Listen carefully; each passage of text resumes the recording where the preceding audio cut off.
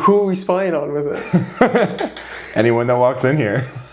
You have a lot of valuables right here, so you Got a kind of have piano. to. Yeah. I've got a few $1,000s in lenses down there. Jeez. Okay, so yeah, this is a justifiable security purchase.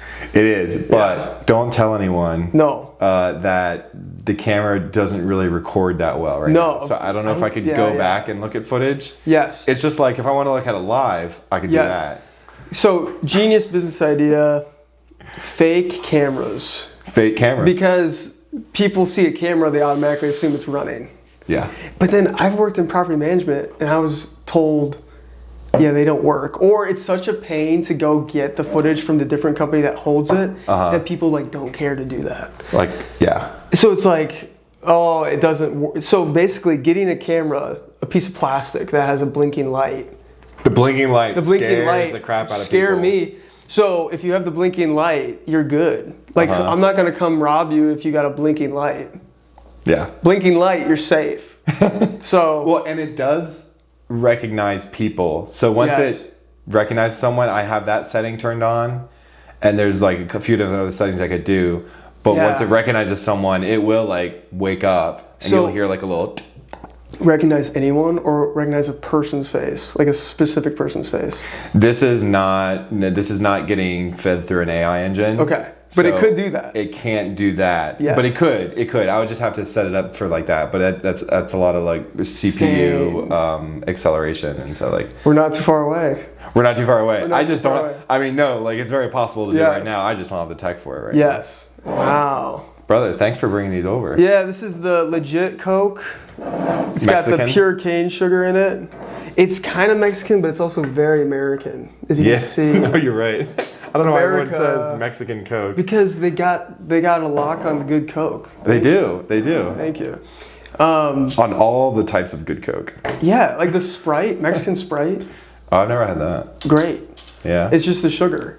Ah. And then the aesthetic of the glass. This is far superior. Far superior. Clink. Clink. Yeah. Oh yeah, this too. I don't know why we do that. Oh, that's crisp. Doesn't that taste better? It does. It always does. Yeah. You ever had that with some tacos? Oh yeah. Oh yeah. Oh yeah. A lot of tacos in Iowa. A lot of tacos. We got a lot of tacos here. There's a taco spot right near my work. Yeah. Just a truck, only takes cash. And you know it's good when they only take cash. It's good. And he just writes it down on this little thing. No systems. Just, no systems. Yeah, just they know. Yeah. It's an art. Yeah. Yeah, it doesn't speak a lick of English. I mean, he knows like taco. Chicken. Taco. And steak. Yeah, but he likes to hear, but asada, usually says asada, pollo, you know. That's awesome. In Ames, Nico's, it's like Nico's taco truck or something. I think it's called Nico's. People are gonna hate me if I'm wrong, but so good. My favorite taco truck. Like, really? Yeah, it's fantastic. You had that at like 2 a.m. one time? No, but I don't know when they close, but yeah, no, good stuff. In Ames, if you're ever in Ames. In Ames. Nico's. I've been to I Ames hope it's not once. Rico's. People are gonna hate me. That I don't know. I guess it would make more sense if it was Rico's, or maybe I'm thinking Rique. Okay. So maybe not. Maybe not. We'll see. Yeah, maybe Nico, maybe Rico. I hope the people love that rant. I think they'll love that. Yeah. Did you watch the logo here? It makes me think of the fight last Sunday. Who fought? A lot of people. It was the Freedom 250 fight at the White House. I heard about it. Yeah. I don't know anything about it. Okay, I'm not a big UFC guy either. I just know a lot of people fight. Gaethje won. He was an American against. Again, I'm gonna get absolutely flayed alive. Flamed alive for not remembering these people's names. Well, I saw Sean Strickland couldn't go. Oh. That's what I heard. He couldn't go. He couldn't go. He just said for something reasons. inappropriate, and they didn't allow him. Freedom of speech. But, hate that. Yeah. They thought it'd be like raining, downpouring, perfect weather though. Yes, dude, I can't wait for the ballroom. Trump's ballroom. That's gonna be interesting. Yeah. Why don't they do the fight in the ballroom? If they don't, we're missing something. We are missing something. That'd be awesome. Yeah. Dang. It'd be like you know, I would just love to have a fight, and then, you know, in the distance is all these chandeliers and stuff like that. Yes.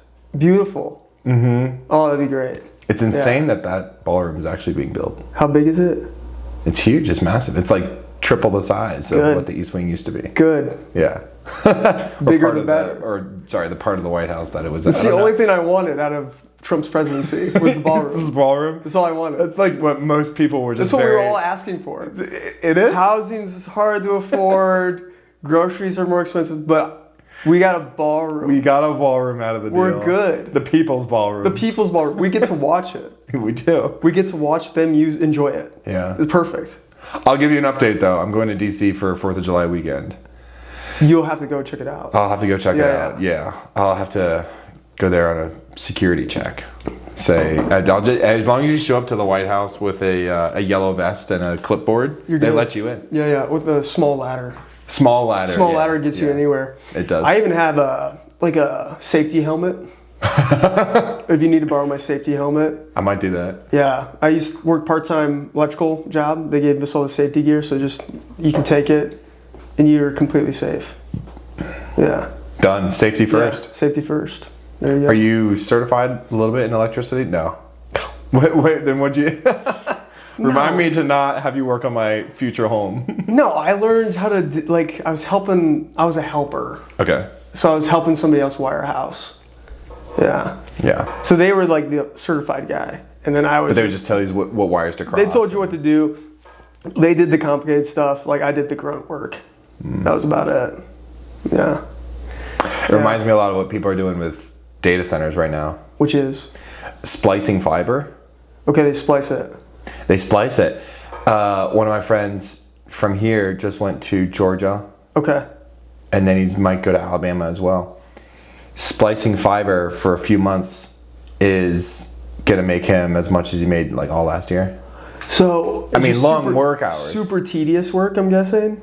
Are you're splicing the wire you're sitting at a desk splicing wire? Not at a desk. You're in the data attaching center. It probably.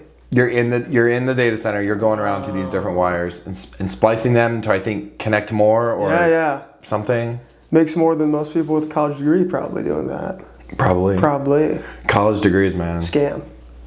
Let's talk about it. Let's talk about it. Used to be worth it. I don't think it's worth it as much anymore. Yeah. But I'm also saying that because I have a fake degree. I got a business degree. Sociology? Oh, okay. Yeah. It's just about the same equal amount of use. Yeah. I feel like in sociology, you can have more interesting conversations, though. Business. Why do people care about an MBA? I don't know. It's the boomers. It's the institutionalized long-term career people. It's like a status thing. So I think it looks really good.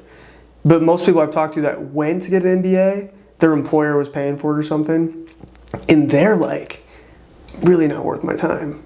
But they're doing it because they want to check the box, they want to move on up or whatever. Maybe that's why people look at it and they say, oh, I like someone with an MBA because that means their employer probably paid for it, which means they probably had a good job at one point. Yes. Yes, I would agree. It's if you even say I worked here for 7-10 years, I got my MBA when I worked. It's like, oh wow, he's working and studying.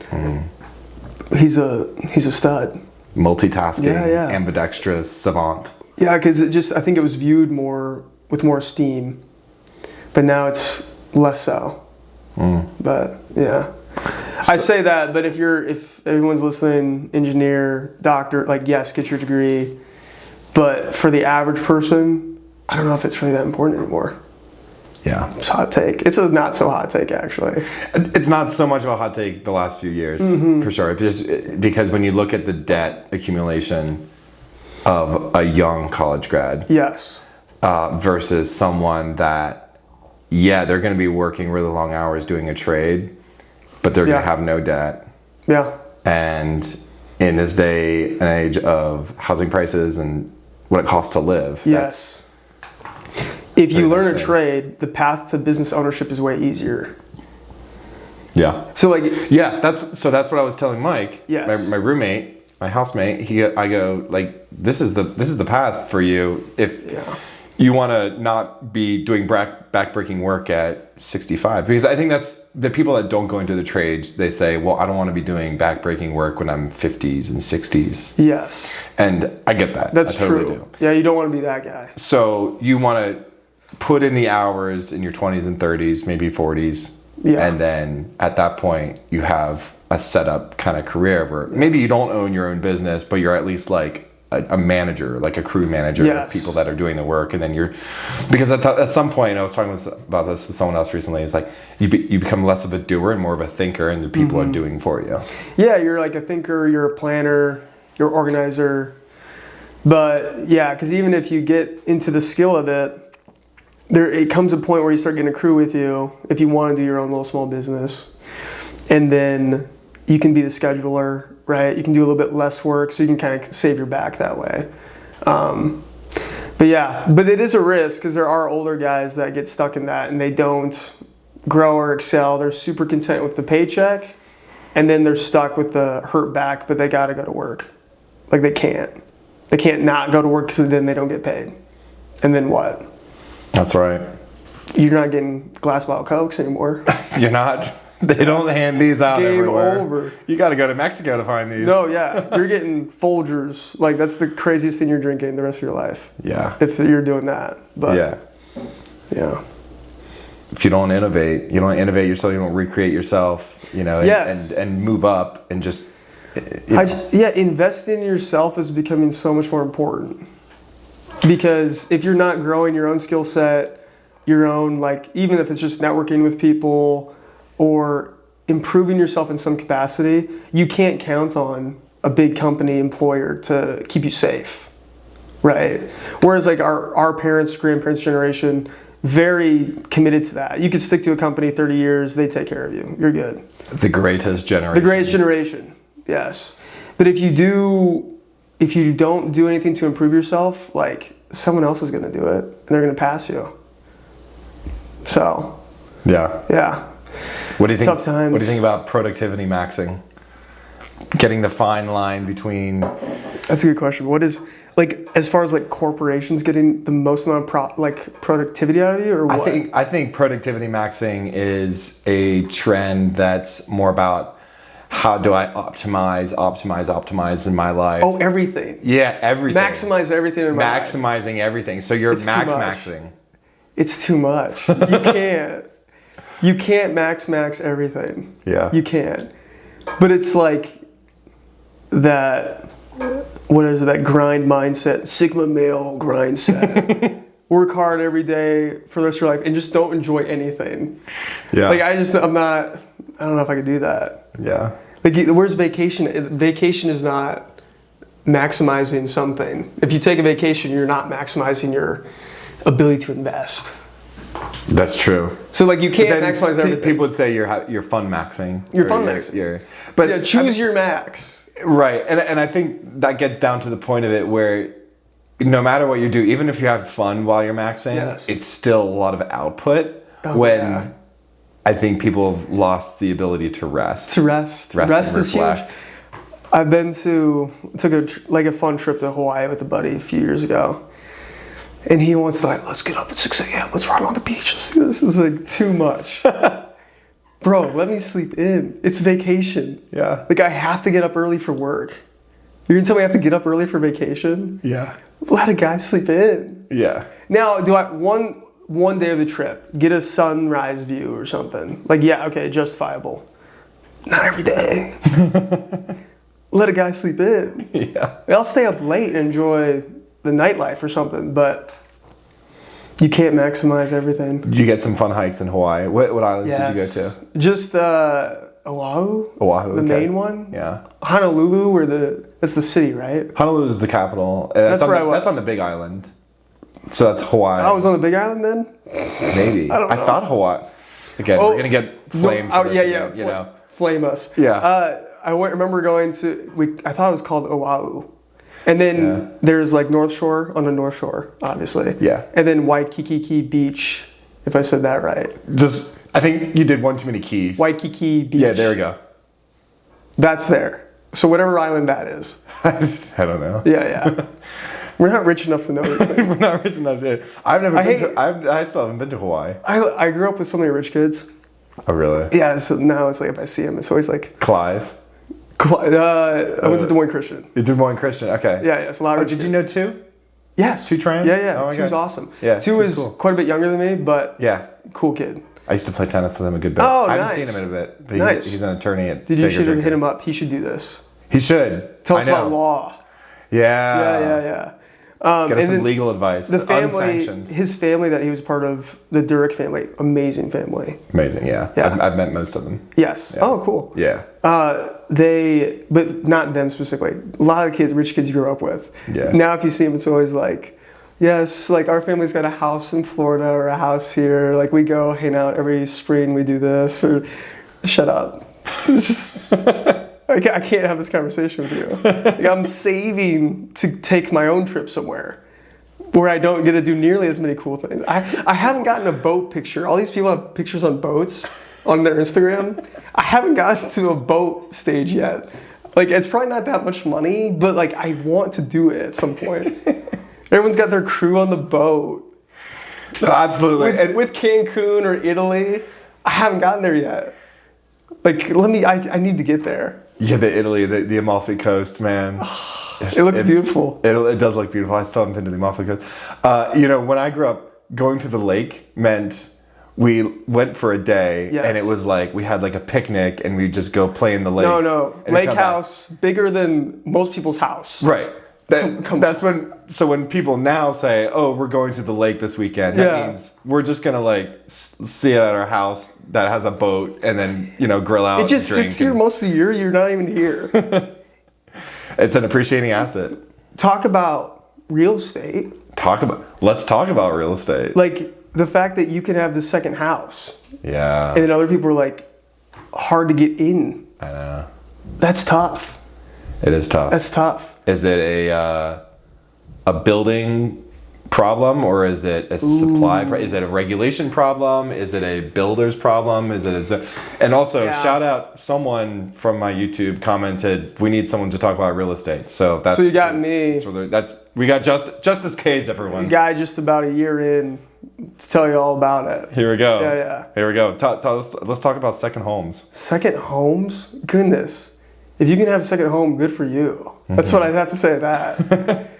I mean, I don't know how many times people owning a second home, that probably has like a negative impact on people's ability in those areas to buy the house, Yeah. right? Because that's a huge thing you saw with people getting remote jobs, going to like cool cities or towns that were like pretty affordable for the average person, or they were still hard to get, but you could do it.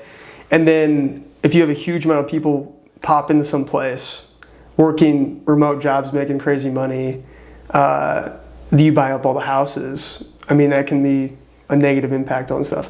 But I don't know all the economics of everything. It sounds like it's everything. Like, job wages aren't increasing that much. Building prices are more expensive because of the supply chain, perhaps. Regulations are a pain. So, like, cities and governments just make it harder for you to build, which then costs more dollars for them to do anything. And then if I'm a builder, it's probably a pain with some places. So you're like, I don't even want to deal with that. So it's probably like, as they say, multi-factored. Multifaceted. Yeah, factored. multifaceted. Someone explained it to me a little bit ago that it doesn't really make you richer unless you're going to downsize. Yeah. Your home going up in value, yeah, you can get a bigger HELOC if you want to do that. But most rich people aren't doing HELOCs. But if your home goes exponentially up in value, that doesn't necessarily mean you're getting richer. Like, because you're gonna have to move one day, or you will move one day, or you're just paying more taxes, and you're paying more, you're paying more real estate taxes and That's true. and things of that sort. So unless you're gonna downsize, you'll see some of those gains. If you own a house over the long term and now you're not paying a mortgage, that is a pretty huge chunk. And then you have Absolutely. Yes. No, and that's outside of like whether it's good to buy a home. So Yes. that's not to say anything against the argument that it is good to buy a home, but just the fact of like people wanting their home values to go up. It's like Up you forever, want yeah. you want a little bit of inflation, like a little bit of like going up because Yeah. that helps construction businesses stay in business and builders and home contractors. But the prices that we've seen, that's just unsustainable. And then, so the people that have homes, they think Yeah. they're rich, but it's all unrealized gains. What? And then especially if you think your house is worth more than it is, like you could potentially appraise it pretty high, and then you're not actually going to get that money correct. Right. Yeah. What do you think about Zestimates? Zestimates are they're not bad, but they're not spot on. Like when I sold my house, my Zestimate was quite a bit higher. It was like 7 to 10 grand higher than I sold it for. So I was like, but I knew that I had a lot of these people talking to me about their Zestimate, what their home was worth. And I would always think, I'm like, in the market right now, I think people are going to they're not going to buy it for the Zestimate price necessarily.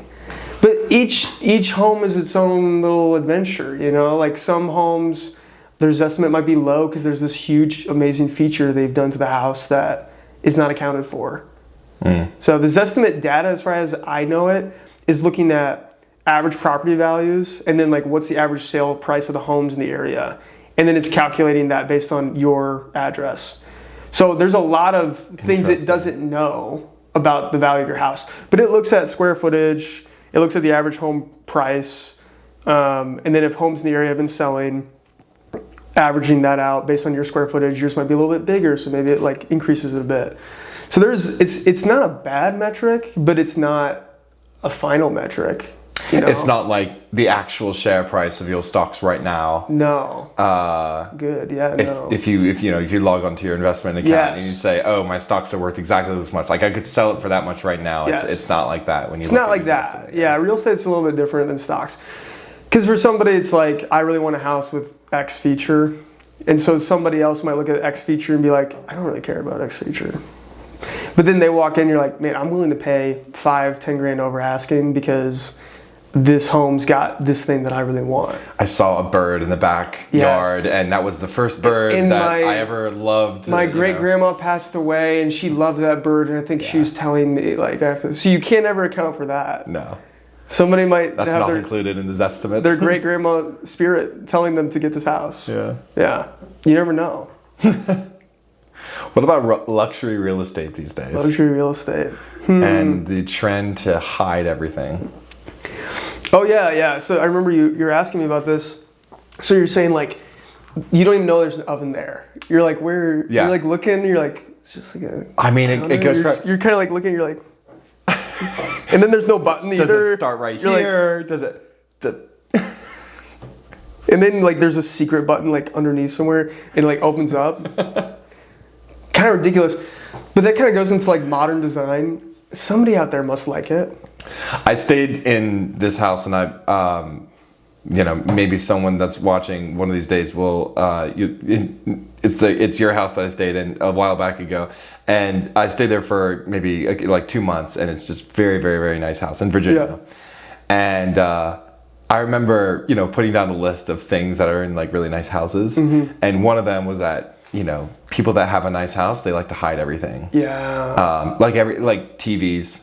Yeah. It looks like a painting. Yeah. And then the fridge. or a lot of them are just like, in this house at least, they were behind like a bookshelf almost. Like they built the TV into this like bookshelf. So like the left side would be a bookshelf. Yeah. The right would be like maybe glasses for in as part of the dining room, and then the inside you would just like it opens up. It would like fold out to a you're TV. Like, Jarvis, activate TV. And like the bookshelf opens up. Exactly. And then you're like, whoa. And then That's cool. Then they would have doors or like curved that like go into the wall. So if you wanted to close, there was always a door between room. There was never like a room into another room that didn't have a door, but a lot of times you couldn't see the door. Yes. Just because it was like hidden in the thing. So if you have all those things and you don't have a secret room, you're missing the point. Yeah, what are you doing? The secret room. That'd be sick. Yeah. Like having a bookshelf where you open it like Dante's Inferno and then it just opens up. That's my dream. Yeah. and you're a vigilante. You're a superhero. That's cool. Yeah, but I've seen like the fridge. It looks like a closet. So you're kind of like Yes. It's wood paneling, and you're just kind of like. No, and they had 2 of those fridges. Where the Two closet. fridges. Yeah. And then freezer as well. Yeah. It pulls out and. Like, I don't want you to know that I eat.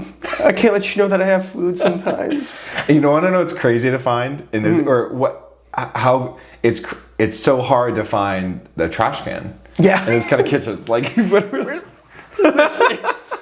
Yeah, like, you gotta hide the trash can. Hiding the trash can. But I do get that. Yeah, that's Hiding like the trash can, there's a certain level of economic status you've reached when you hide the trash can. Yeah. When the trash can's hidden, you're like, I'm not like other people that have trash cans. Like, I don't even want you to know that there's ever trash in this house. And then it's like a secret thing that opens up. Like, yeah. And it's not even one that looks like it's like tall. Maybe it has what looks like there's like 3 different drawers. Yeah. But that's only annoying. the top one works. Oh, that's annoying.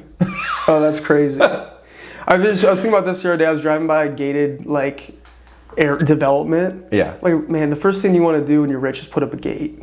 Yeah. Like, you can't come in here. Yeah. Other people. Yeah. That's cool. That's cool. It's terrible, but it's cool. Because if I'm super rich, I think I'd want a gate. Like, it's not going to close on people, but I'm going to have, like, the pillars with the lions or something. And then, like, the arched thing so people drive by. Immediately, you enter this threshold, and you're just like, oh, wow. Like, that's kind of sick. Yeah. Yeah. A wave of effervescence flows over over your body in the car. And no, you're right. And there's 2 things that wealth can buy you. I mean, they say money can't buy everything, but there's 2 things it can definitely buy you that not a lot of the other things can.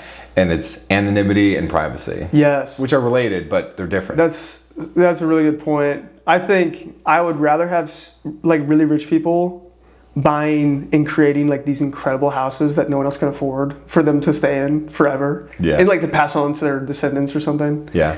Rather than them buying like 5 properties. Like, so that they don't use. Like, if you want to buy rent out property, you're like a investor. That's pretty understandable. But if you are owning property, this is not really like in the situation. I can't imagine with too many people, big money people in Iowa. But on a national scale, there's a lot of like those hedge fund guys that probably own like 10 properties because it's like a tax incentive. It's like, if I can buy this property, I can deduct a loss and whatever the accounting. It's a whole The accounting jujitsu that they do. And they're just buying, like, they got 10 properties in these areas that are super nice. And then all these people, like oh, I can't live in this now. Like, it's unaffordable for them. But yeah, there's a whole can of worms I don't even know how to go down. Like, obviously everyone probably knows about BlackRock buying up stuff. But I thought there was like a new bill that was getting passed saying like corporations could no longer buy homes. Did you hear about any of this? I did. I don't know any of the specifics. I don't know if that's going to gain steam because I think, the House and Senate is all captured in some way by lobbying firms that represent these multinational investment firms. Yeah. You can't. Impossible to fight. It's impossible. Great idea. So hopefully there's enough. I think that down the road. That might happen on a state level. There's this guy running for governor here, Zach Lane. Zach Lane. Heard about him. Yeah. Great guy. And he's the guy. Met him? I've met him a couple times. Yeah. Nice. Yeah. I like some of the stuff. I met him the first time, and this was like way early on, and he had like on Polymarket it said like 2 or 3% chance of getting the nomination. Really? Yeah. This people love. I looked at his site, and just like the education piece, the cancer piece with like Iowa farming, and I think maybe on his website it might have mentioned the real estate thing or affordability. It does. Yeah. And I was like, boom, boom, boom. He talks about 2 things with real estate. One of them, he talks about China owning a lot of land. How did we let that happen? Like, how did we let that happen? Why?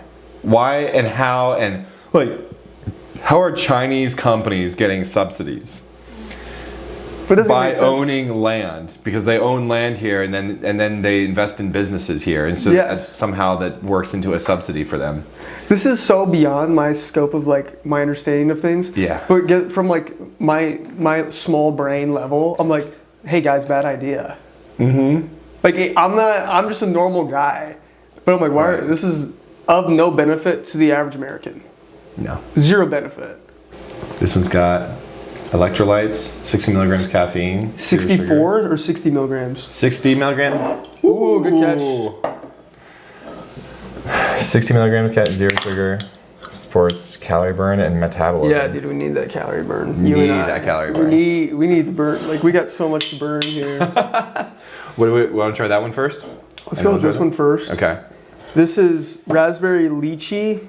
Lychee? Yeah. Yeah. Lychee. Prebiotic, probiotic, sparkling drink. Wow, we'll see.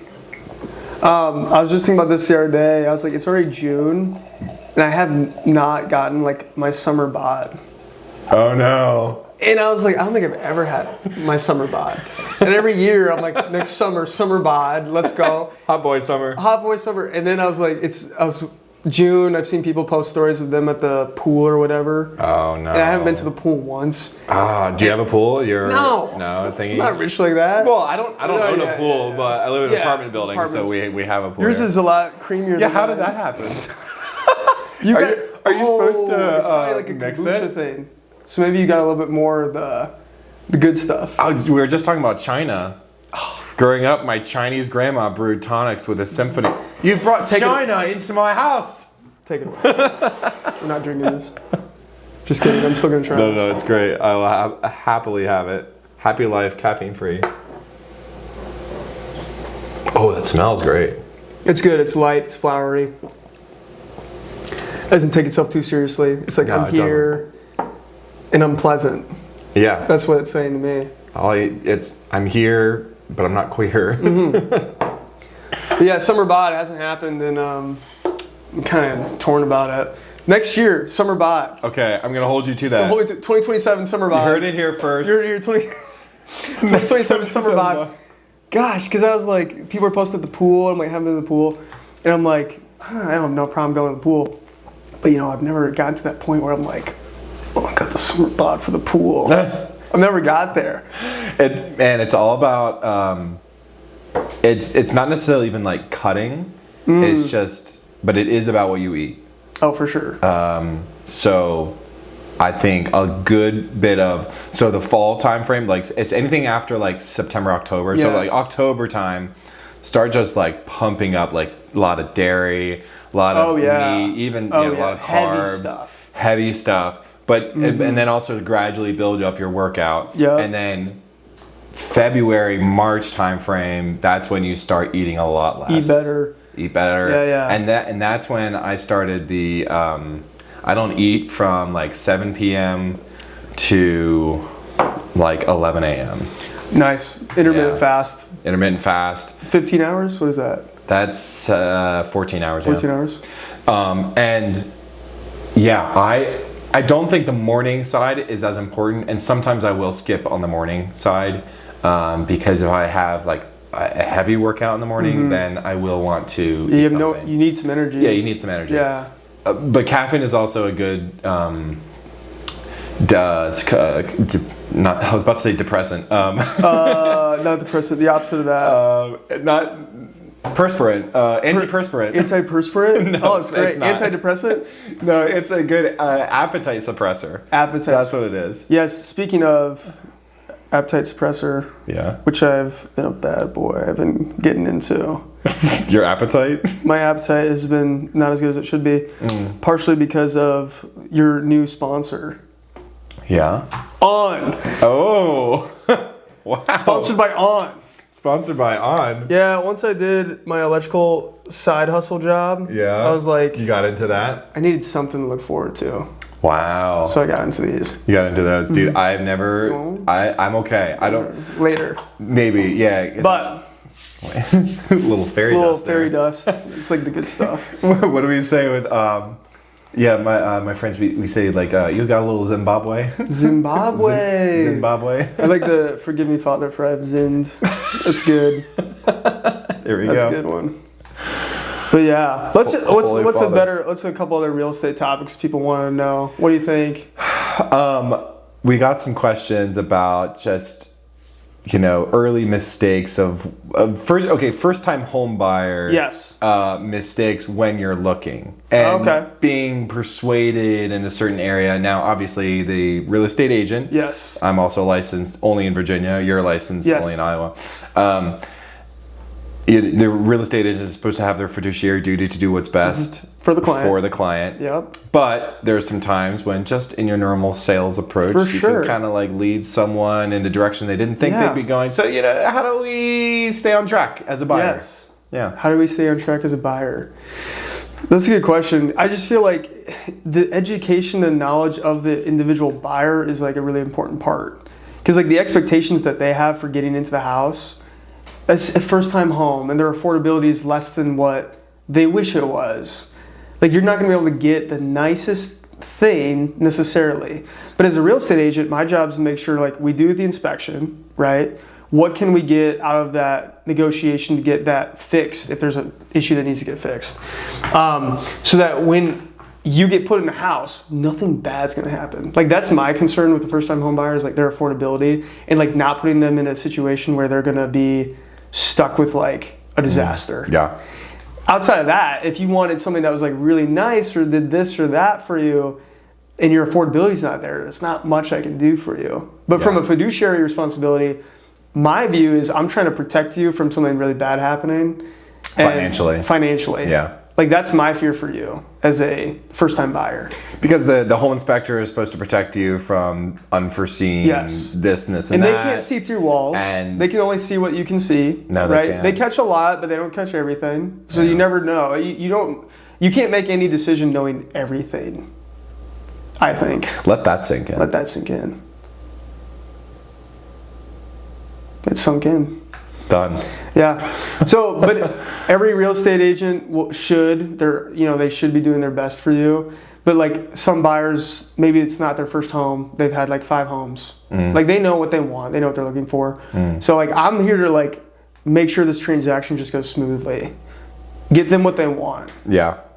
Do you have anyone trying to negotiate the compensation that what does it call it? Your my commission. Your commission. Yes. Yeah. Not yes. I was thinking compensation, but commission. No, yeah. Do you have people trying to negotiate that since the new NAR regulations? So like the one, I think if you're talking about the one that was in July of like last year. Yeah. That settlement came out and everything. And I like just had gotten my license, and then that rule changed. So like they kind of taught you based on what the new rule was, because I don't know what everyone it was, like was knowing. Yes. I mean, it was always negotiable. Always. That's what they were trying to fight in court about it. Not like, it's always been negotiable, but no one ever told the client that it was negotiable. So you'd have people going in and be like, it's definitely 3% for buyer side, 3% for seller side. So. Yeah, and then you'd have agents will say, as a sales thing, it's like, I only do this percentage. Yeah. Like that's all I do. You can shop around, talk to other agents. But then if I guess you're a buyer looking, or a seller most likely, because you're looking to sell your house, like what's someone going to charge me? Yeah. Someone might be like, I do this. And that's just, for them, they've gotten to a point in business where they're not going to do more for less. And so their individual business owner, they have the right to do that. My opinion, that makes total sense. Absolutely. But for other people, don't undervalue yourself at all. Yes, exactly. Yeah. But other people are like, why is it everyone's the same? So it's a price fixing thing. Yeah. So I mean, it's kind of just like a standard thing that's been the way it is, and then people like will always do a little bit more, a little bit less. But if you call a few people and it happens to be the same number, then you might get this wrong idea in your head that it's like, that's what it is. Well, the problem I think is also the teams that you're on, and like if you're with Remax or Keller Williams, whatever, they're like, we're gonna take this much percentage, and then you take the rest, or something like that. Yeah. And so you might have a new person coming in that they're like, hey, I would sell this home for 1% because like I would sell it for a 0.5% just because like I don't know what the heck I'm doing. This is my first home ever. Like just let me do it, and you will get your home sold. It'll be a little bit longer. I'm not gonna have like the best clients to show the house, but like it'll get done, and you're gonna save. Depending on what you save, if the home is $500,000, you're gonna save $20,000 by going with me than going with someone else. It's a good example because I just had somebody even text me. They're like, hey, are you thinking about, would you be willing to do it for X%? Yeah. I'll just say X%. Sure. And I was like, because you're like a friend of mine, if I could do, and I kind of like countered a little bit. Sure. I was like, I would be able to do this. And so we'll see what he goes with that. But he's got a business partner who's like very anti real estate agent. So he's trying to do the for sale by owner thing. FSBO. So best of luck to him. Like maybe that works out. But if they don't, hopefully they reach back out to me and I can help them out. But yeah, commissions are negotiable. Just like if anyone's out there looking to sell, because that's usually where it's going to come into play. Because as a buyer, even though now it has to get specified in like the purchase agreement, who's paying the commission, which is before it was kind of always understood the sellers were going to pay. So as a buyer, I don't know why as a buyer you would not want to use an agent, because the seller 99% of the time is going to be paying that agent. So like it's kind of free for you. Yeah. If that makes sense. Yeah. So I don't know why buyers have an issue with it. I don't think most do. But sellers. But it makes sense why FSBO is going up in Yes. popularity a little bit. Way more. And it also makes sense why seller agents a lot of times just won't work with a buyer that doesn't have an agent. Yes. So I'm good with that. Yeah. But it's these buyers agents that sometimes won't even show a home to their agent. Yeah. Sorry, to their To the client. buyer. Yeah. To the buyer for a listing that doesn't have an agent. And that's when I'm just like, oh, I don't know if you're completing your fiduciary duty. No, you wouldn't be. You wouldn't be. If it's something that they want. If it's something that they Yes. want, they say, hey, I want to go see this house, and you look, you say, oh, it's going to be like more work for me because there's Yes. no agent. You still got to do it. Yeah, like I had a buddy. And who knows, you might even be able to get a boost in commission because you're like, hey, like it's, this is not, no, you could, because if you go in with the seller and be like, all right, seller, like I'm doing work on your behalf Yes. here, like give me a little bit from, I think it's everything's negotiable. I don't know why people are okay with putting out listings like that. Like you want the buyer to work for free, the buyer agent to work for free. That's tough. Yeah. Like it's tough being a real estate agent. It's especially getting started. Like you don't get a lot of clients right away. It's 80% of your time is trying to get clients. Like 20%. Isn't that crazy? Yeah, 20% of the easy part, the fun part, is the transaction. Like going from, right, we got you a pre-approval letter from a lender. Let's go house hunting.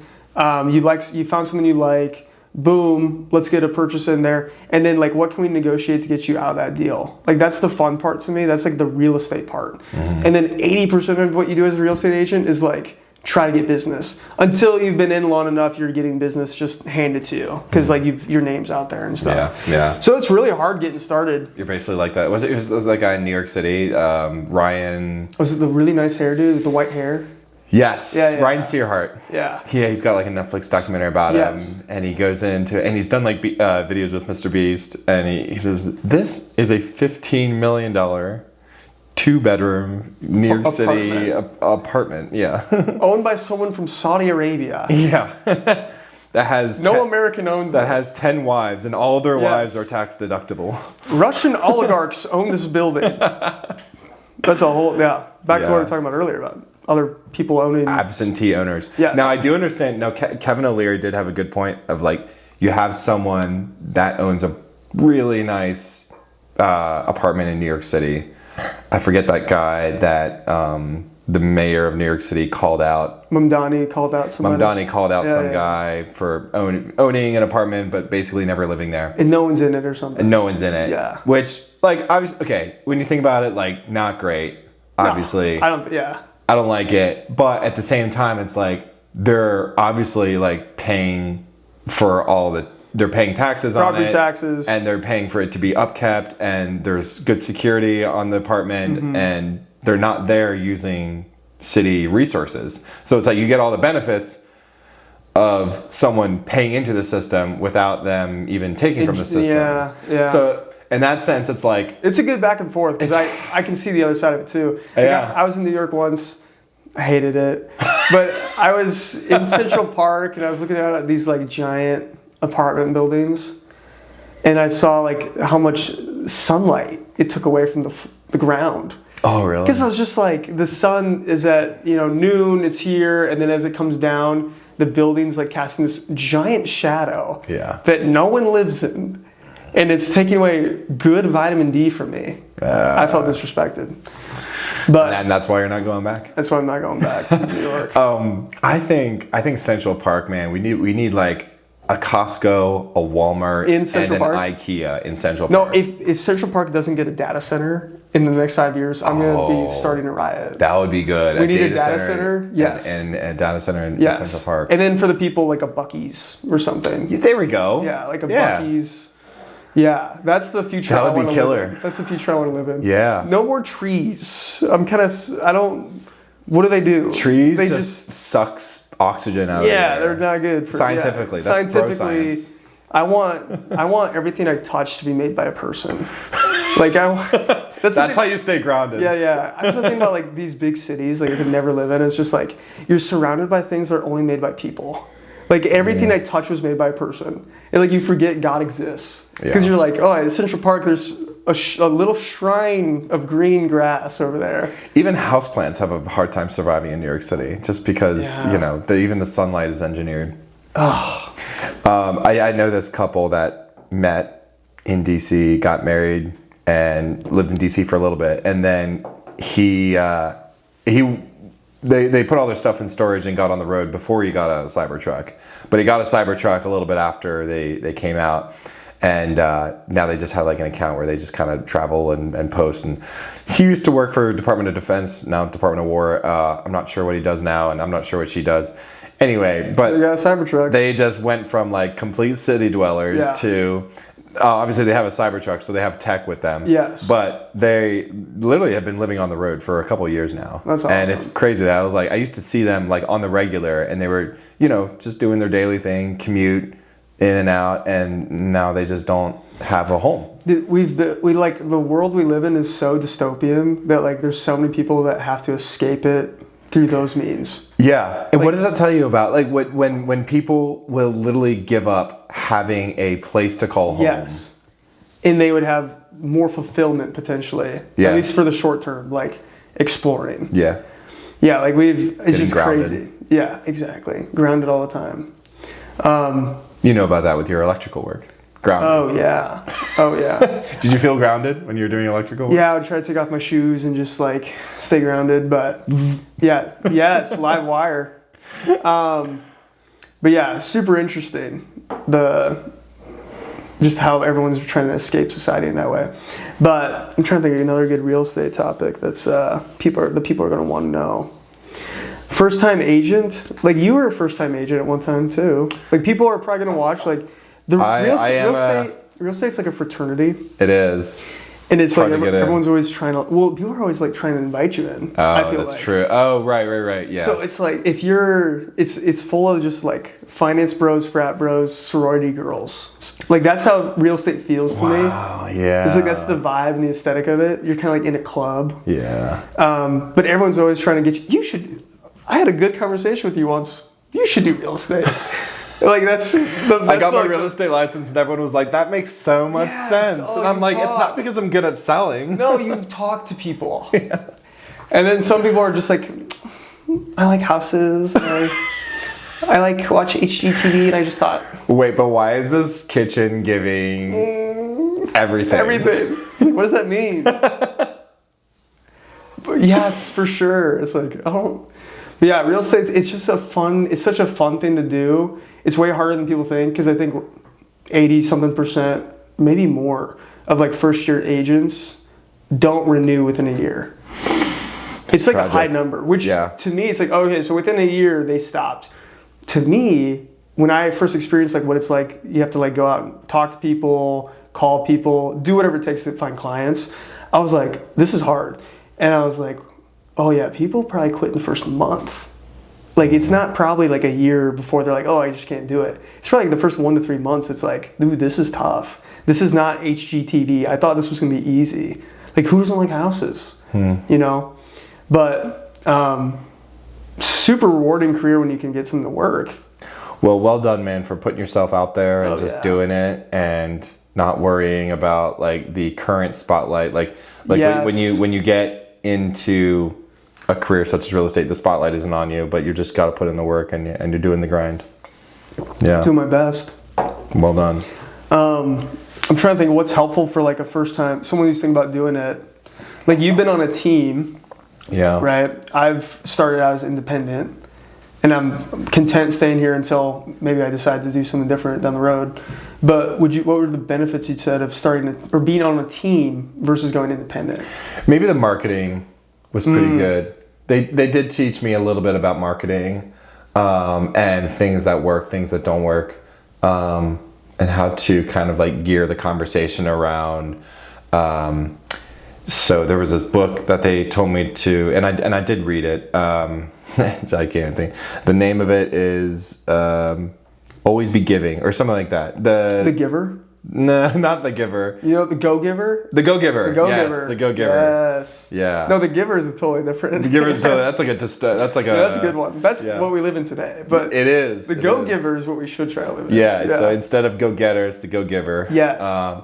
You kind of like move to action to provide value for someone's career or for someone's journey of buying a home. Yeah. So I appreciated that about it. I would say other than that, it wasn't helpful. Really? Okay. I don't think so. And that was just my experience with the team. And every team and every independent brokerage is going to be different. Yeah. But that's interesting. Okay. Yeah. Shout out Remax. Shout out Remax. So Lisa Dubois, if you ever hear this, she's still cracking at it. Nice.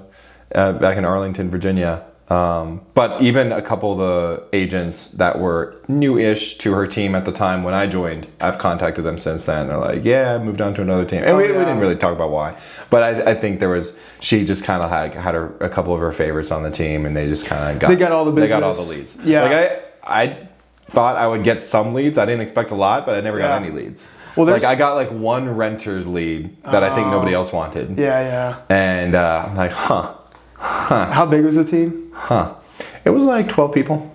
Okay. It's not huge. Not huge. It's pretty big, but it's not huge. Yeah. Starting out independent, right? There's just very much like you get your classes done, you pay for all your fees, you get so many fees. Yeah. You get into an office somewhere, and then it's kind of like, all right. And you're like, what do I do? And like they don't really tell you what to do. Call someone, and you're like, yes. Yeah. And then tell them what? What do I tell them? Yeah. Call them and like they kind of want you to figure it out. Thankfully, the COE circle, COI circle of influence. Yes.